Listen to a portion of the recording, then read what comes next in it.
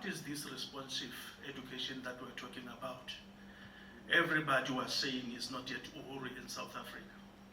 As an example, when you look at my intro there, the dashboard is presented by, I think it's Hofmeyer and Vanderberg. They did this particular writing immediately after the fees must fall. And then what they are saying to us is that the transition is incomplete. If you remember with the fees must fall, I think it opened a lot of the wisdom in the many of us. As much as the Africans would say that wisdom is like a baobab tree, you cannot embrace it alone. So what I'm saying is, let us do this, all of us. So everybody had their own say, but I take it that as educators, even when the ceiling is falling, we should be able to enjoy the stars. So looking at what everybody is saying about South Africa, I am equally saying to all of you, there is always a silver lining.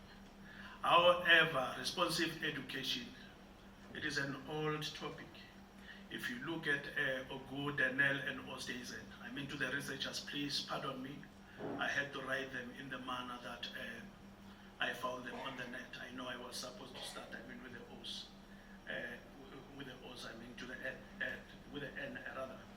The 1997 paper, if you look at it, on higher education was expected to increase its responsiveness to societal interests and needs in an increasingly technologically oriented economy, which can mean that there is a government will which should be supported by a change in attitudes and consciousness on the part of academic staff.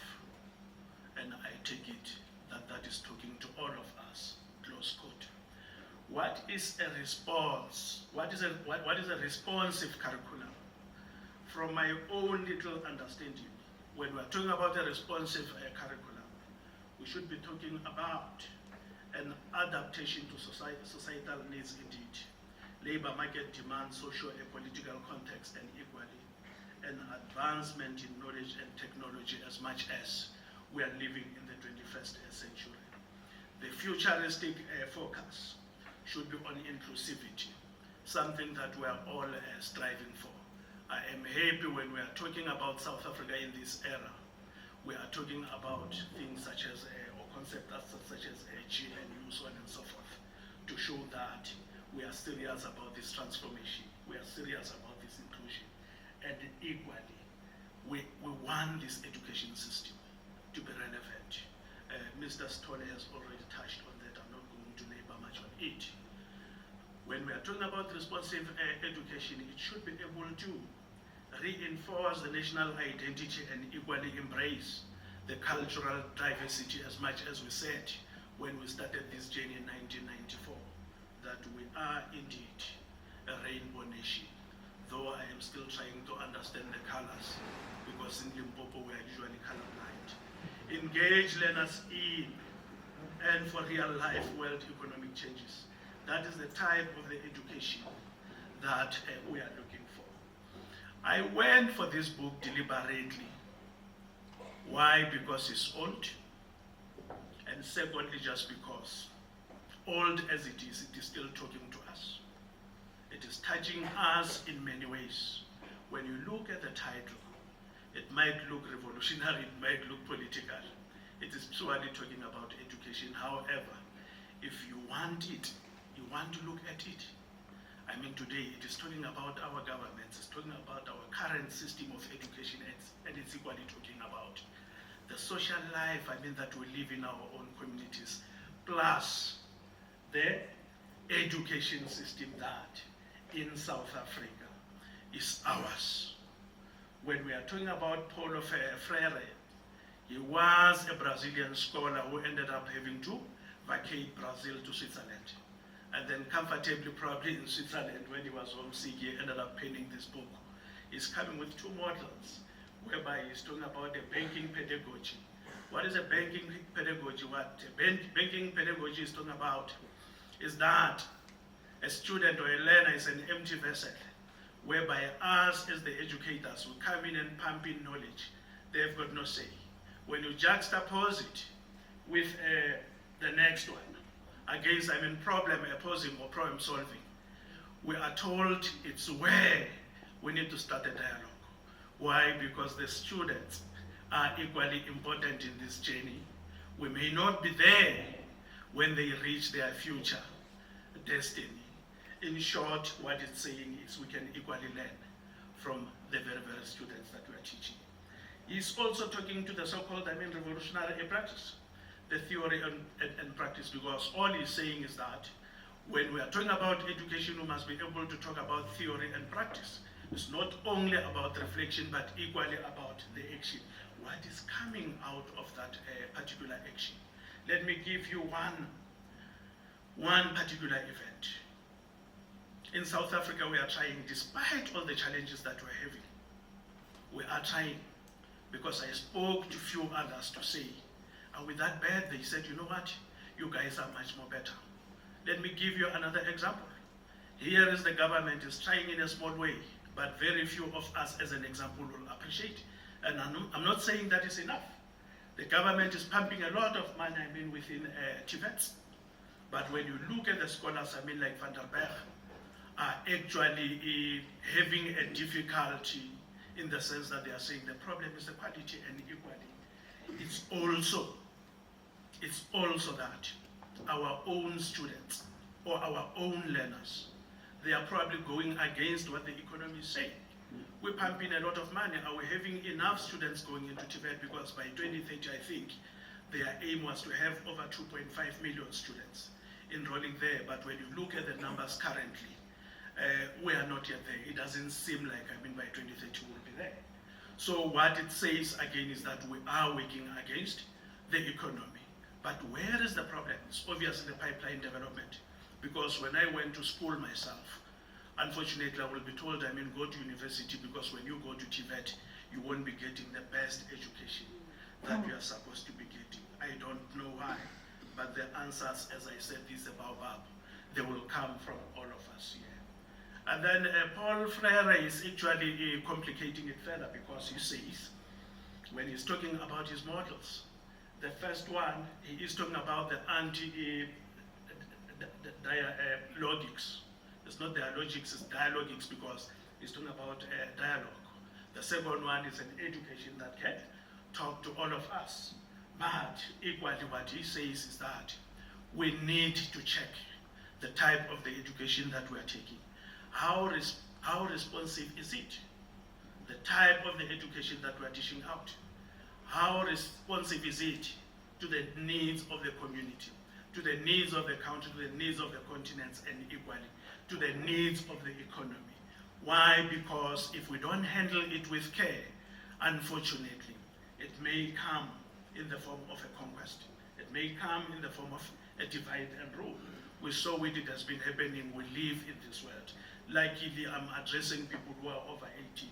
You have been in this country, for years, you understand. Equally, education, if we don't handle it very well, please bear with me.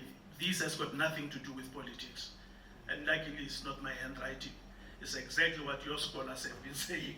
So manipulation equally. It is happening, with your movies. Let me give you another example. The gods must be crazy. If you don't analytically look into it, you might think like Africa. We are a hopeless nation, if not a hopeless continent. The education itself and the media, we know what is happening. These days, when journalists don't want to work, they copycat each other. One will come with a topic and then they duplicate it, so on and so forth. However, at the end of the day, we want a unity for liberation. How are we going to achieve that? We need to achieve it through this very education. When we are teaching our students, we need to teach them to cooperate. Why? Because it's not about conquering them. We want an education that is going to build them. And at the end of the day, in a country like South Africa, I know it becomes an albatross to speak, obviously, about the past, but whether we like it or not, we need to reflect on it, because a nation that doesn't know where it is coming from will never ever know where it is going to. We need a cultural synthesis. The rainbow nation as we are. And let me tell you as well, cultural invasion, it can be ideological or a class view. Sometimes it's not even a race issue. And let me tell you, we are not where we are today due to race. It is usually a class view that we obviously need to look into.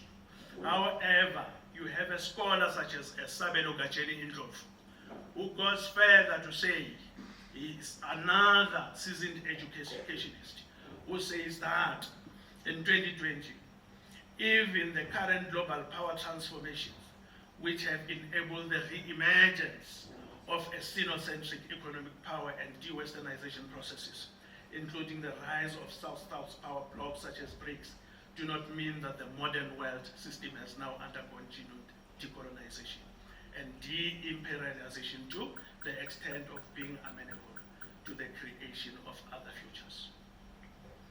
I have quoted Socrates. Socrates, I'm talking about the mentor to Plato. I was told he couldn't write. It's only Plato who managed to write for him. And thereafter, Aristoteles. What Socrates is saying, democracy is only as good as the education that surrounds it.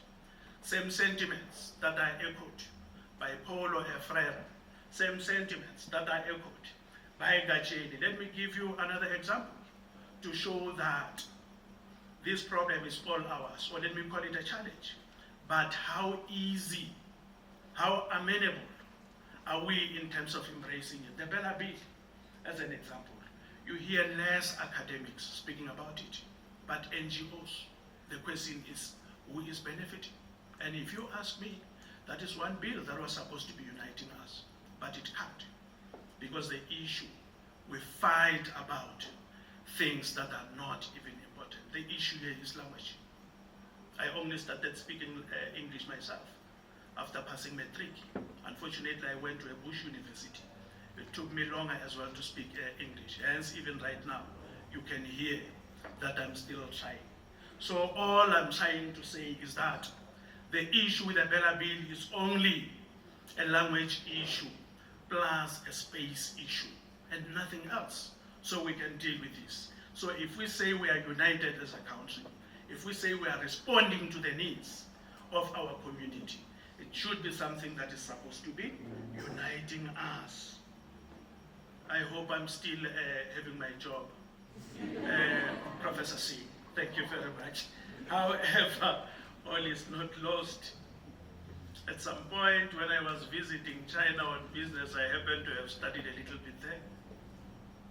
I asked them, where are you getting these beautiful trains? They said to me, it is the universities that are designing and building this. Our University of Technologies. What are we building? I'm not trying to bash anyone.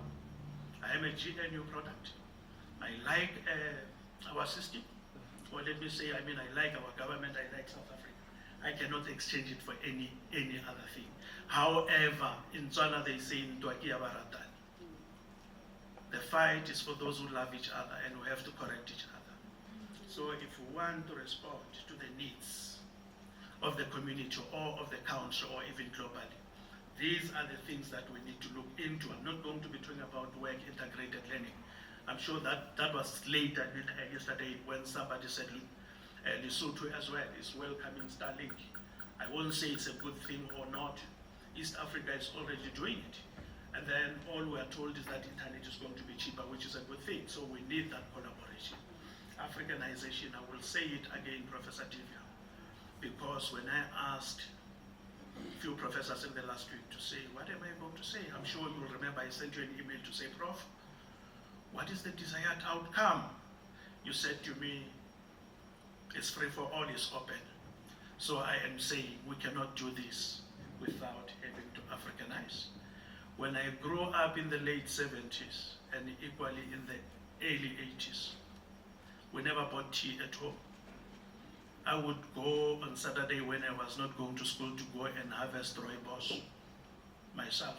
I think the only thing that we were buying was sugar because we didn't have the technology to actually make it. Milk we had because we had cattle. I was able to to milk them anyway. So where did we lose it? We never patented it. We never trademarked it. And why? Due to the education, nature of the education that we had, and we are still having that particular situation. Kigelia africana, the sausage tree, those who know it in that very, very picture, it's usually growing in Limpopo, you won't believe it. I got a rude awakening, I think 3-4 years back, when Chinese came to South Africa to say, we want this tree because it's never growing well. It doesn't grow actually in China. It doesn't grow in China. A friend of mine is coining it, making a lot of money through that when we spoke about indigenous knowledge systems, because some will tell you that it's not going to work. That is what we're talking about. That is business. And if education doesn't talk to economy, I am telling you, we are fighting a losing battle. So that tree, those who are coming from Limpopo like myself, traditionally I hope there are only adults here.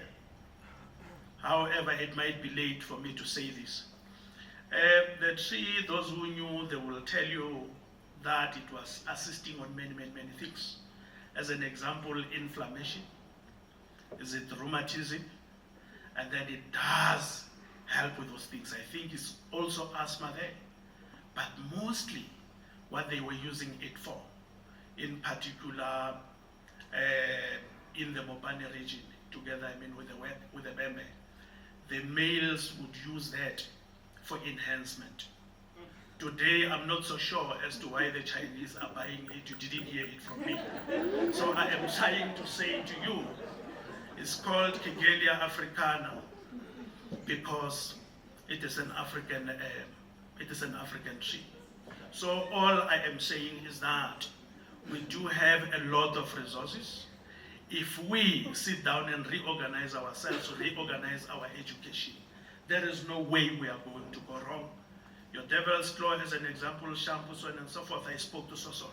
They said to me that with the polyethylene, I mean, they are exporting it. BMW is buying it like nobody's business. What are they doing with it? They are only buying making bumpers. If you guys are assembling the cars here, can't you do their bumpers here? You can, active citizens. I will say this, thank you very much, Baba Stole, because I was going to talk until very, very late. In Africa, we say time is freedom. So we need kids that are going to be going to military together because that is where we want. And then to enforce discipline as well. I know many of you may not agree with it. I know copper, we're exporting it. Why? Because we don't have much, to do with it. Let me say this, all of you here, I don't think there is any African who likes, the wars that are happening outside there. Whether it's Israel, whether it's Gaza, or whether it's Russia. But we are the source of that problem because we are giving everybody hope. So without having to waste your time, allow me to say this to you. We need to go back to the good cat theory by the Chinese, which is saying that whether a cat is black or white, if it can catch the mice, it's what we need at home. From my side, thank you very much.